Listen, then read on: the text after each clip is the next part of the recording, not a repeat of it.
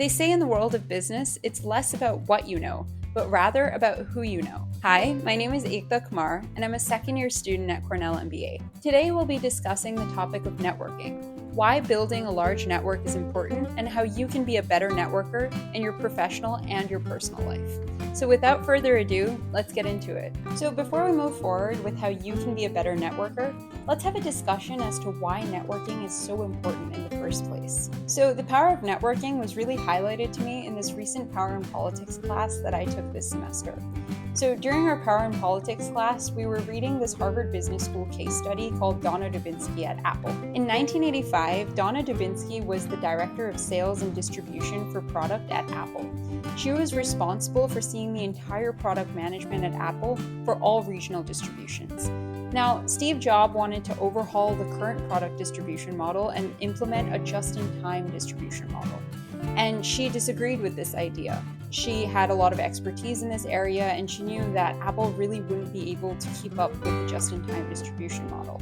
And even though Steve Jobs' idea was gaining traction, he was the CEO, she was actually able to implement her powerful network to establish a task force and not allow the just-in-time distribution model to happen.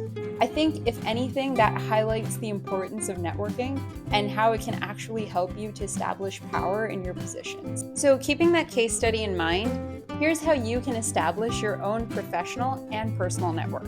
First of all, focus on developing real relationships rather than just collecting business cards. Focus on making more authentic connections rather than just surface level talk. Ask more deeper questions and actually get to know the person that you're talking to.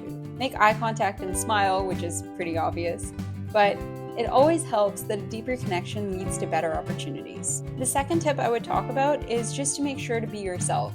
People can tell when you're being authentic versus when you're being fake, so it's better to show up as your authentic self, as that leads to a more deeper and more meaningful connection. My third tip would be to be a good listener. Everyone always likes to talk about themselves and open up about themselves. So before you jump in to talk about yourself and what you're here for at a networking event, remember to just take a step back and actually be willing to learn from the other person. It leads to a better connection, and you get to know a lot more about the other person as you're talking to them. The fourth tip I would suggest would to actually treat the other person that you're talking to like a human being. I know it seems really obvious, but sometimes it's really difficult. When you're in a networking event or just a one-on-one coffee chat, it can be difficult when the other person is in a position of power. They could be a managing director or a VP, and while you're talking to them, the only thing you're thinking is, oh no, what do I say next? This person's a really important person, and I want to make sure that I come across them in the best light possible. So sometimes it's better to just take a step back and actually just get to know them on a deeper and personal level. And this is probably one of the most important tips that I've kind of also worked on as well, is treating people like they're people rather than whatever their title or whatever their role is. Finally, and most importantly, make sure that you follow up with a thank you note. I think it's always nice to be able to thank somebody after you've had a conversation with them, whether it's just a short one-on-one coffee chat or maybe it's an interview.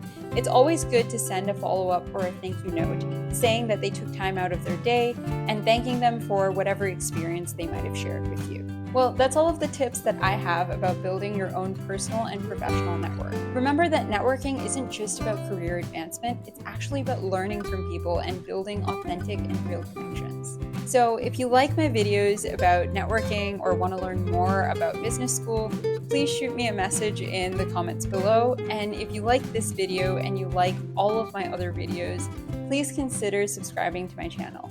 I'll see you in the next one. Bye-bye.